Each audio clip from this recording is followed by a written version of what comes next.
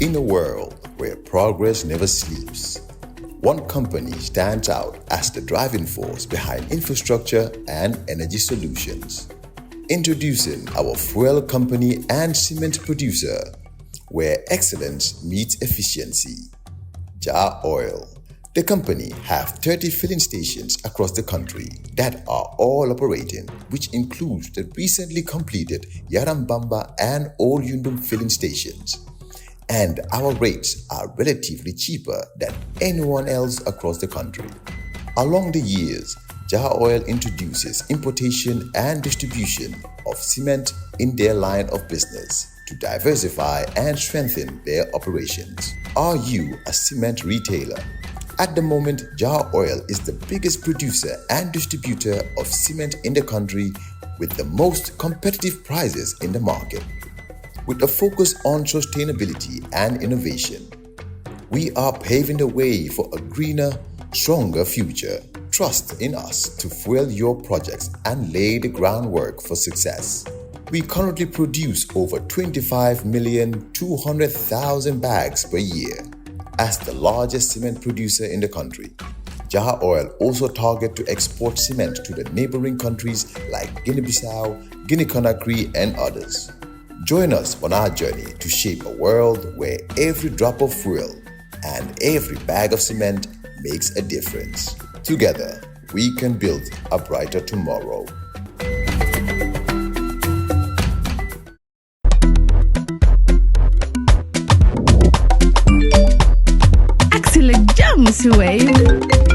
Yo, apply. Yo, luta to dede. Luta mo nulo jel mo to nga andil mahalis. Hello? Busel mo fine. What? Busel mo fine. Oh, yes! Wave Axina Gambia. Deposit and withdraw money, pay bills, and buy mobile credit without fees. Transfer money wherever in the country for only 1% fee. At Wave. Busel mo fine? Wave. Your money is yours. With me in the studio now is Usman Gagigo, Dr. Usman Gagigo, U.S.-trained economist, has lived and worked in the U.S. for many years, but I'm just learning that, he's been back in the Gambia for years now. Dr. Gagigo, welcome to West Coast Radio. Thank you, Peter. Good to have you here. You know, every time I have a young doctor, I keep saying, doctors are getting younger and younger in this country. In my time, even to find a master's holder, they would be gray all over. Speak less of doctors. I mean, it's a blessing to the country. You would have thought, the Gambia would have been much better off than it is today. Yes. And thankfully, you write on economics, you discuss economics. Your work is in the area of economics. But before we get there, as somebody who's lived in the U.S. before, a diasporan Gambian. Talk now is around the issue of diaspora voting. Yeah. While you lived in the U.S., did you wish, they had the opportunity, you had the opportunity to be able to take part in Gambian elections, deciding who becomes president of this country, while you didn't have to leave the United States? No, absolutely.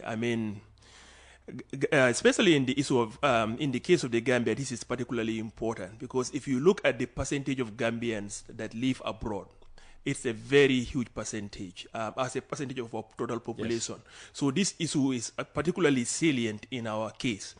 That's also another reason. Think about our diaspora, the role it plays in the Gambian economy in everyday life.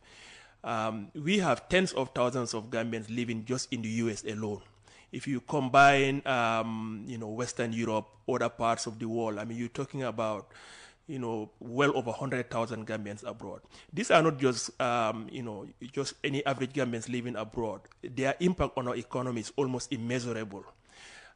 In 2024, over $700 million US was sent as remittances. Yes, 775.6. Exactly. As first of all, that's more than the national budget. Our national budget is barely 500 million. That amount is also more than the total foreign direct investment in the country. So in any household survey that GBOS has done, or any international organization has done, the share of households that depend critically on remittances for their day-to-day expenses, this is over half of the households in the country. If you look at the actual percentage where their expenditures are coming from what the diasporans are coming in, you're talking about a very significant percentage. So in every way you look at it, just in sheer volume and their impact on the economy, this is a segment of our population that is very, very important. But even if they were not contributing that much, every citizen, you have a right, for to make sure that you have this. You have this civic right to have a voice in the political affairs of your country. And it is the responsibility of the government, everyone in the country, but principally the government, to make sure that that right is afforded to Gambians and you do not place any unnecessary obstacle or burden towards that. But we all know in the Gambian political system, it's not you just don't get up just with a passport or with a national ID card to go and vote on election day. There's a whole process. About 6 months before elections, you must go through a registration. And then if you register, then 6 months later, you go and, vote. So for Gambians living abroad, this is not an easy thing to do. And I think that you would think a government right now in this transitional period that we are in, that benefited significantly from the support of the diaspora, both in mobilization, in fundraising, and what have you, would actually, make this a priority to have Gambians participate in the election, and definitely do not make it difficult. Even poor countries like Guinea, they allow their diasporans to vote. You can see Guineans voting in elections in Senegal. But here, the political will is not there. It's probably going to take a long time to do a whole accounting of everything that has gone wrong.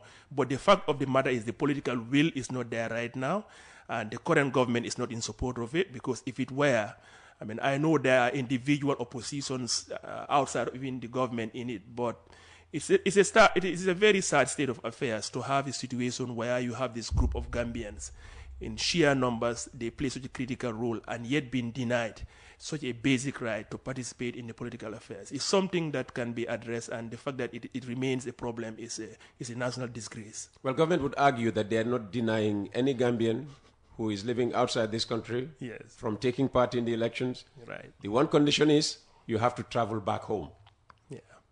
We all know that that's obviously like within a 6 months period, to be able to have vacation, the critical work that you are doing to have that vacation, not only to have that vacation, but that onerous cost that's involved, 2 round-trip ticket within a 6 month period. It's a very, very small percentage of Gambians that can afford that.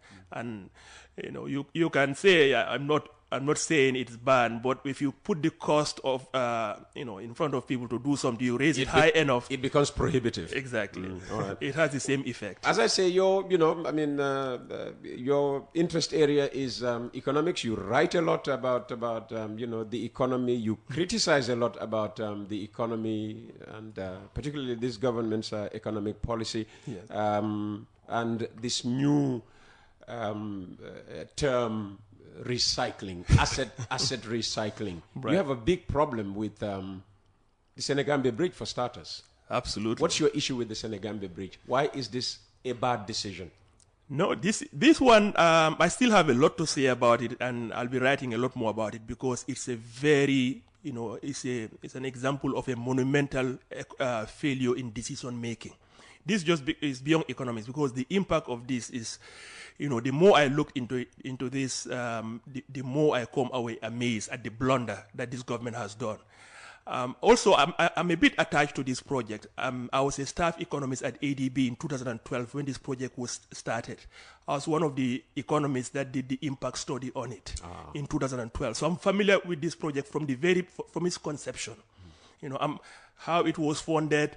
What were the issues that were looked at? What made it possible? All of these things. So there's no one in this government who can tell you they know half of what I know about this project. It's a blessing to have you this morning because we really need to understand at what cost, you know, this valuable state asset, you know, has gone to Africa 50. Yeah. No, I actually listened to your program. I think yesterday. I just flew in yesterday. And the moment I arrived, somebody forwarded, you know, as is the case, your programs are always forwarded all over social media. So I clicked on it and then watched most of the program. And I think within the first hour, there was a very good discussion of not only Africa 50, but other things. So it was good to listen to what the latest the minister had to say about it. So let's go at the very beginning. The government calls this an asset recycling. Well, first of all, it is not an asset recycling. The asset recycling has a precise meaning. It means when you have you have an asset, you monetize it, and the proceeds from that monetization, they are used to go and construct another specific asset. So this is where the recycling comes from. You know, how do you differentiate this between this from a mortgage or a sale or other things? Because the recycling is like you are recycling asset. You get one asset, you recycle to get another one. From the very beginning, this thing was announced. There was no discussion whatsoever of what specific asset that the value that is taken from the Trans-Gambia or Senegambia bridge, the value that's taken from there, what it will be used. As everyone knows, we have a huge infrastructure deficit. You don't even have to think very hard to come up with multiple new infrastructure that the country can benefit from like whatever amount you are getting from this Senegambia bridge deal. $100 million US dollars in this case. That's what we were told. That's what we are told. But actually, we're getting less than that. Seriously? Yes. See, there are many problems with this deal that the minister and the government as a whole, but particularly the failure here is really the level of incompetence indicator. And I don't use this word lightly. I try to, in my discussion with any of these government officials, unless they demonstrate their incompetence, I would afford them the respect. But CDK, I think in this case, it's only through I'm being very diplomatic when I call him incompetent. Seriously? Yes. I'll come to specific examples. In fact, things that he said in your program that shows that he really should not be occupying the Ministry of Finance position. So, number one, the question is, how did you come up with 100 million? Right? One of the key mistakes and the blunders that he said, and I couldn't believe CDK said this in your program, was, this bridge was built for 96 or 98 million just a few years ago. You know, how can we sell it for something more? He said something special. He said it's like a gold mine or something, or if that's the case. I can't remember exactly what he said, but his reasoning was that basically this bridge was built for $96 to $98 million, and therefore getting 100 million from it is a good deal. That is when I had his jaw-dropping statement coming from the Minister of Finance. This is not how you value an asset. Let me give an example. If I were to build a house today for $5 million, and then I ask you after the completion of that house, what is the value of the house? You don't look at the cost of construction. Oh, you don't? No. An infrastructure that is going to stand for like decades to come, the value comes from the present value of the future stream of benefits you can come from it. That's what the value comes from. That's not the same as the cost of construction. Especially if you're talking about an asset that can increase in value, decrease in value, or value based on other things. Just because I constructed a house today, suppose today I build a house that is 5 million, but the foundation was poorly done to such an extent that in a year this building might collapse. So if I'm selling that, so anybody's buying, they are going to look at what I put in there? No. So now suppose all of a sudden when I was building the house in this particular area, and then we were not aware that some major development would happen here, and all of a sudden some major development happened here that increased the value of every asset here. Even if I put 1 million, that house can be valued at 10 million based on the future demand. So again, the point here is when you're looking at the value of an asset like this that will have an economic life in decades, you do not look at the cost of construction. You look at the net present value of future stream of income, And in the case of a bridge, the most important parameter is traffic. When this bridge was being constructed, there was a traffic study done over 10 years ago, and there were projections for it. And I'm glad to say the projections that were made, we're actually hitting those marks now. The projection at the time, over 10 years ago, was that the traffic around this time should hit close to 2,000 vehicles per day. And from the traffic study that was done, we're actually close to that mark. How close? Very close. Like basically, last time I checked about a year ago, we actually exceeded 1,800 vehicles per day. Wow, 1,800. Yes. When the target is 2,000. 2,000. 2,000. I mean, that was a project. That was in the target. That was saying that at some point we should pass that target, and we actually on course. In about 10, 15 years, we will be approaching numbers way higher than that. Okay.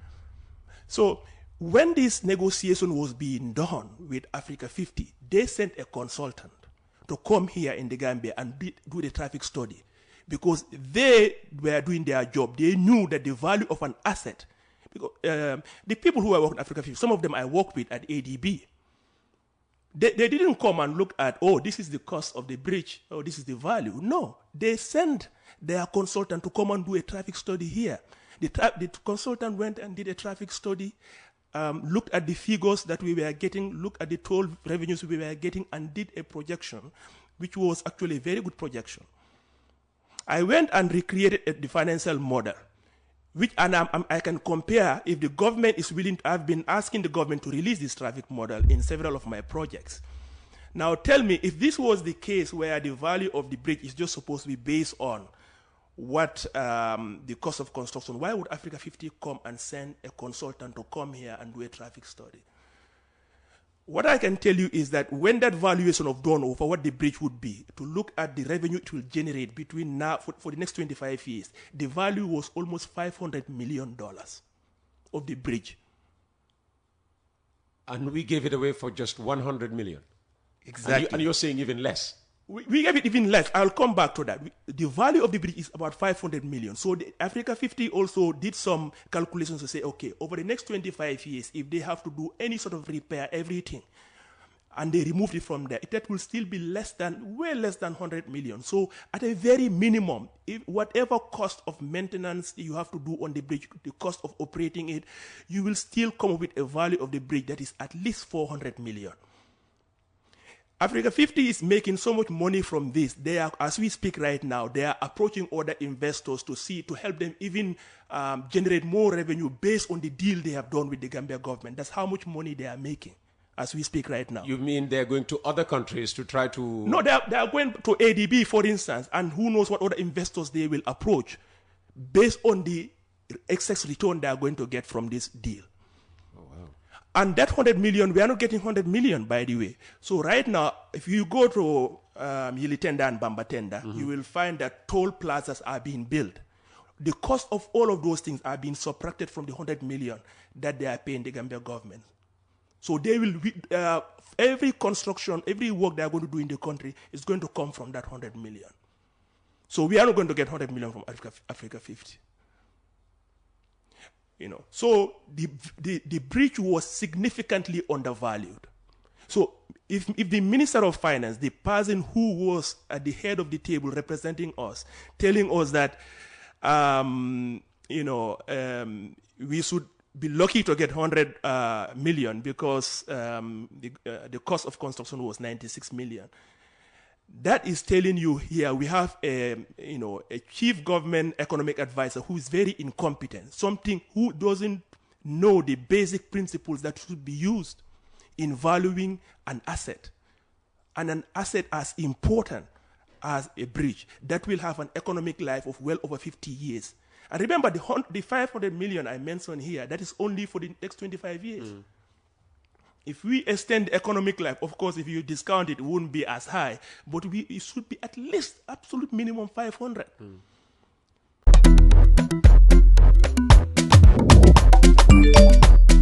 Excellent jam, si Wave. Yo, apply. Yo, luta do de dik. Luta mënuloo jël moto nga andil ma xaalis. Hello? Ano lay waxal? Bisul mu fine. What? Bisul mu fine.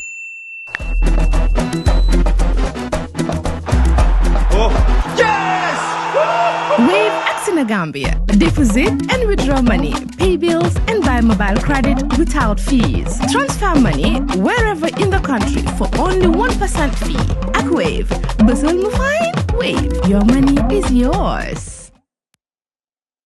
Jah Oil. The company have filling stations across the country, and our rates are relatively cheaper than anyone else across the country. Jah Oil is the biggest producer and distributor of cement in the country with the most competitive prices in the market. But are you assured by the explanation by the minister, both of them, both that of finance and that of transport and works, that yes, on paper it's 25 years, but once Africa 50 gets its $100 million back, the property in its entirety reverts back to government. That's not the agreement. The agreement doesn't say the government. You're suggesting they're lying to us then, because that's the explanation. This ministry has been, CTWPG has, Ibrahim Silla doesn't know much about it. I spoke to Ibrahim Silla personally. Basically what he told me was that everything was handled by the Ministry of Finance, which is consistent with what I've heard. I'm sure Ibrahim Silla doesn't understand the financial model that was used, the valuation, the whole discussions of it. Yeah, but when he speaks, he speaks officially for everybody in government. Yeah, it's one thing to say something, it's another thing to say whether he actually understood what was going on. But you're saying whether they get their 100 million back tomorrow, they are going to keep reaping from the Senegambia Bridge for the 25 years signed in the contract. No, what I'm saying is that the agreement doesn't say, they are just going to run this project until they get 100 million back. That's not what the agreement. It doesn't say that, even though this is what the ministers, would have us believe. No, they have a target return, internal rate of return. Basically, target internal, they are looking for a return. Okay. So they're going to have to get significantly in excess of whatever they pay here. Oh, wow. What in excess of that. So it's a target return, not the value, not 100 million. So it says target IRR, internal rate of return. Okay. Yes. A figure which has not been, I haven't heard anybody, Well, this is the IRR on this thing. The problem here is that there is, first of all, let's take a step back. When this asset recycling was signed, was there a statement from the Gambia government that came out to the Gambian public and say, we are doing this negotiation, this is what we got? The first thing we read about this asset recycling was from the foreign media, and the information was released by Africa 50. The government. Well, actually, we kicked up this storm. During my research, exactly, I came upon an interview that CTWPG gave to CNBC Africa, and they were talking about recycling and the Senegambia Bridge. I thought, wow. I mean, we didn't get this information locally first. Exactly. And I aired it here. Exactly. I remember that. Yeah. You were one of the first media houses. And that's when the conversation, began about this. Exactly. And Parliament picked it up. Why was it not, discussed first internally and all of that? Yeah. So when CTWPG was here talking about they were transparent, things were done correctly in some context, to me that, was a non-answer, because here you are in the most consequential deal. This is far bigger than the mega bank thing and some other examples they were talking about. They in fact tried to use some obscure legislation to justify why the parliament wasn't even involved, like the Public Finance Act, which is completely irrelevant here. This sort of agreement should have been, even if there was no legal reason, just for matters of governance, it is something Gambian people should have known about and shouldn't have to read about it in a foreign media. Yeah, but if the Public Finance Act is still relevant, and they can, just as they are using the 1997 Constitution to say, well, don't discuss term limits, it's irrelevant, and they are right, because that's the Constitution, at play. If this Public Finance Act is still the document governing, our financial management and behavior, why not? I mean, if it's, so you can sometimes, this is a good example. I think here we need to make a distinction between something that may be obsolete. Yeah, well, And I would say also beyond the word obsolete, but like not in the spirit of the situation we are in today.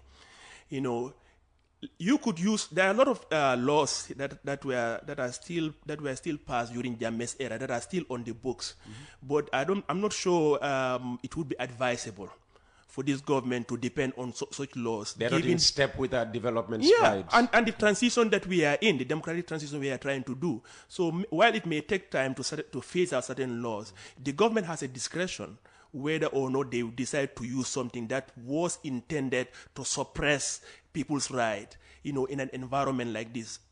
You can get away with many things. You may have a right to do something in particular circumstances, but it doesn't mean it is the right thing to do or the ethical thing to do. Let me take you on something you just mentioned there, Megabank.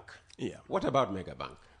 Yeah. Well, actually, I don't know much about Megabank. Okay. I've not followed that one as much as Africa. This Africa 50 deal. There are other things actually that also I think the Gambian people don't really know the significance of. And the one thing that Siddiqui, purposefully actually tried to not talk about a lot.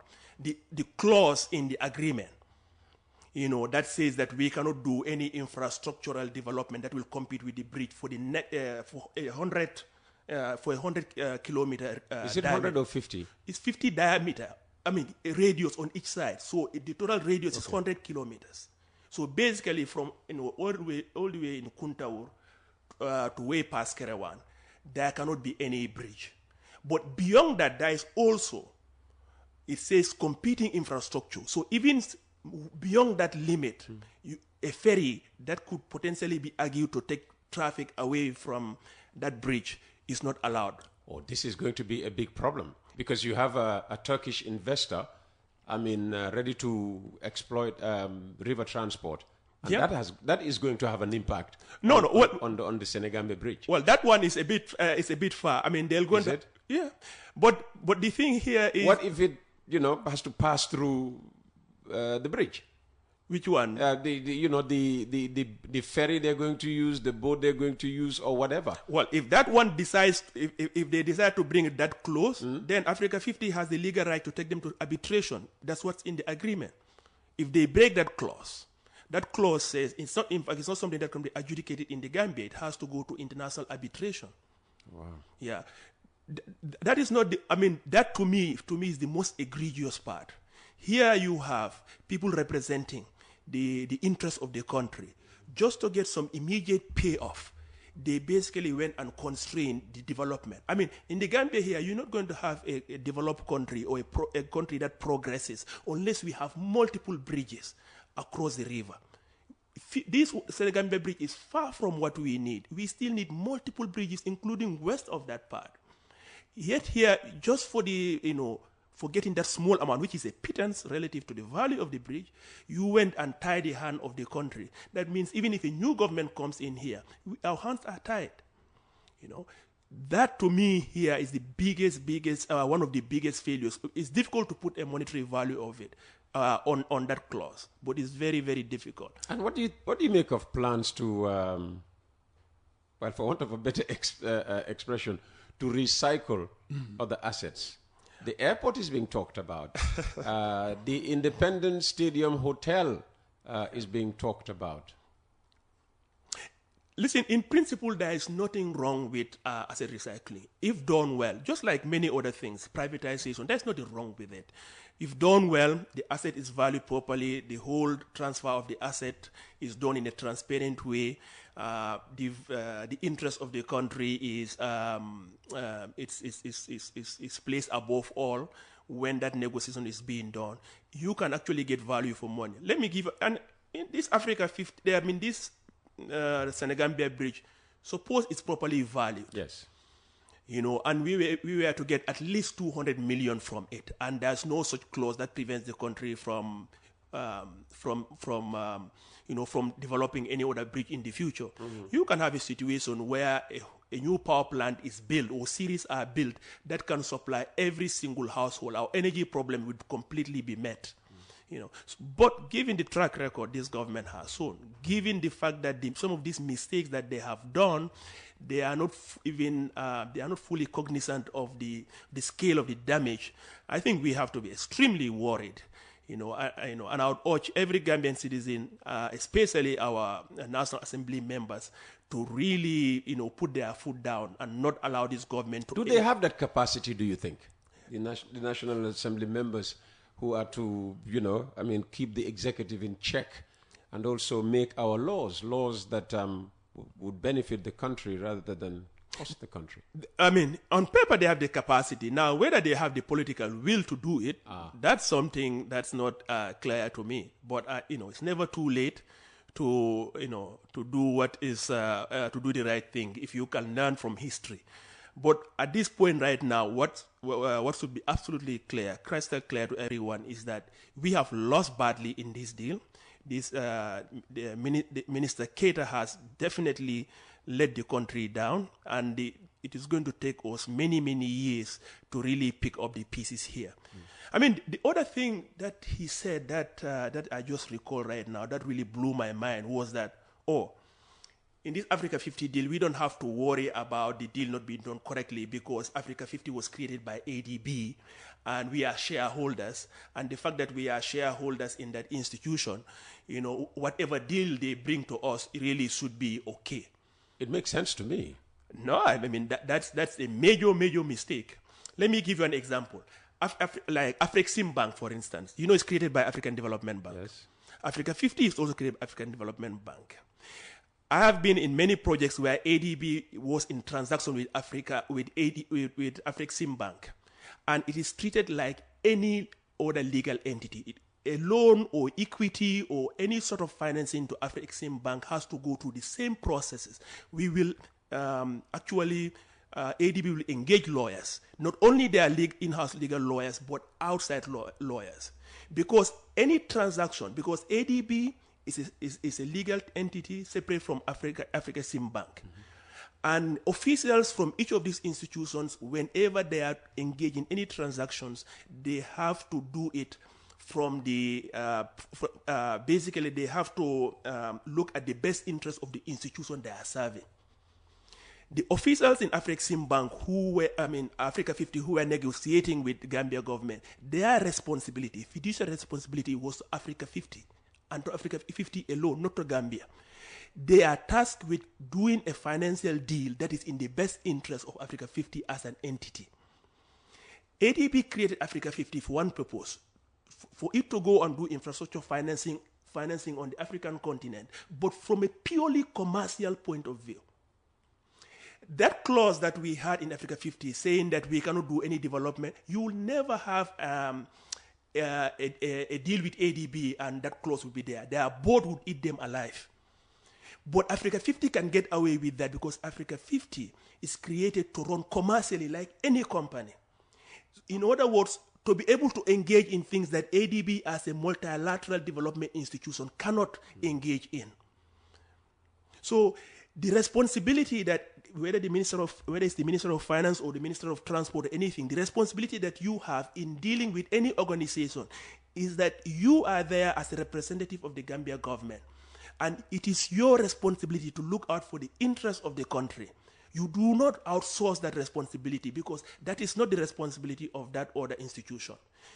Again, let me give other examples. When countries have discussions with IMF, when people talk about certain countries getting bad deals from IMF, aren't we members of IMF and the World Bank? We are. Yeah.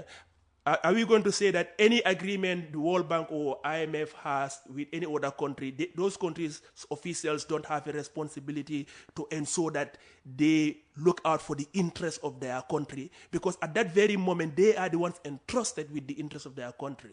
I've worked in these institutions, World Bank, UN, ADB.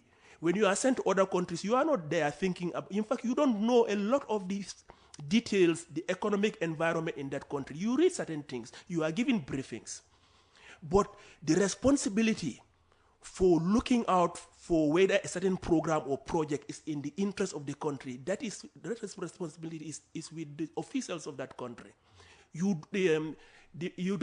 No government officials goes and says, oh, because we are dealing with this institution that on paper we are shareholders or we are members, then we do not have to do our fiduciary responsibility. No. When those officials in those organizations, at the end of the day or at the end of their year evaluations, nobody's going to task them to say, oh, this project you did, we went and checked, it's not in the interest of that country. You could have given them a better deal. No. They assess them based on what they are supposed to do, based on the interest of that institution. Now, in the grand scheme of things, it's probably what is good for ADB is probably what's good for Gambia. But at a given particular point in time, over a decade, over a period of, let's say, our development plans for the next 4 or 5 years, what is good for the Gambia should be determined by officials who are entrusted with the responsibility of running the country. Absolutely. Absolutely. Dr. Gagigo, unfortunately, time is always the enemy here. I was interested in us talking about agriculture because I know that's another, area of interest for you. Sure. We'll bring you back here very soon to focus on agriculture, but we have to wrap up this conversation. Yeah. So from what you said in the past half hour or so, Sure. in 2 minutes, what's the message you want Gambians to get from this? In other words, how would you like to sum up your contribution this morning in 2 minutes? No, I think it's very important that we scrutinize very carefully the performance of our public officials. Every public official in the Gambia here, whether you are a level of director, but especially at the level of a minister, where you're responsible for the whole sector, you have a duty to perform, And it should not be just what you say on programs or, at the comfort of your office or in a press conference where you get to choose your words and present. The Gambian people really need to have a look at what has been the performance on the ground, in effect, like as it relates to them, of every public officials, particularly in these key sectors like infrastructure, our economy and agriculture, as another important sector you've mentioned here.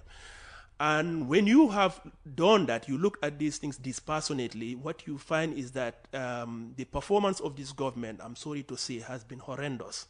And, they are very eloquent when they come on programs like here and a few other programs, but it's one thing to say what you are doing, but if you have to go by the outcomes of what they have done, it's key projects, especially in the case of this Africa 50, Senegambia bridge thing. It's the results that we are seeing. Yeah, it's really. I don't know. It's difficult to think of a word that really exaggerates it, but it's been horrendous. So it's very important that we hold public servants accountable, and not just whether or not they are friends, people who may be from our areas. That shouldn't matter. At the end of the day, it should be on results. And when you look at the results that we have seen so far, it is very, very unfortunate. So I think. You don't even need to be an expert in every field. The area that look in that area.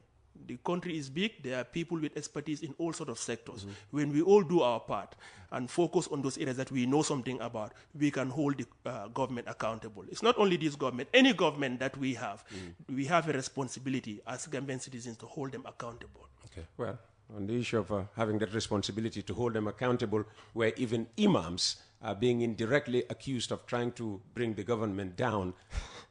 Final question from me to you. Have you spoken this morning as Dr. Usman Gagigo, the economist, or Dr. Usman Gagigo, the politician? I've spoken today, if you look at the technical comment, I've spoken today as an economist. And just like my article that just came out yesterday, I believe, which was on Africa 50. So most of what I've just said on Africa 50 is on that, it's written in that article. And in that article, you can read it, even if I were to have political ambitions. But what I have said or what I've written is based on facts. Okay. And you can actually, I welcome everyone to look at what I've said or what I've written on this particular topic and see whether or not it is not been backed by facts. Okay. And so far, since this thing have started, everything I have told the government about is actually backed by evidence. And this analysis I have made, for instance, about the value of the bridge, I challenge them to reveal the financial model that accompanied the agreement if they dispute what I have said. Leave that challenge to me. I'll challenge them to do that. Dr. Gagigo, thanks for coming to the program. Thank you very much, Dr. Peter. Usman Gagigo, economist. You've been listening to Coffee Time with Peter Gomez. Tomorrow, we have the Commissioner General of the Gambia Revenue Authority, Yankuba Dabo, on the program. Jah Oil. The company have filling stations across the country, and our rates are relatively cheaper than anyone else across the country.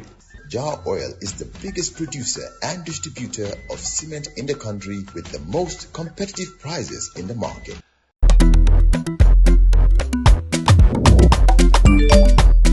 Axel James Wave.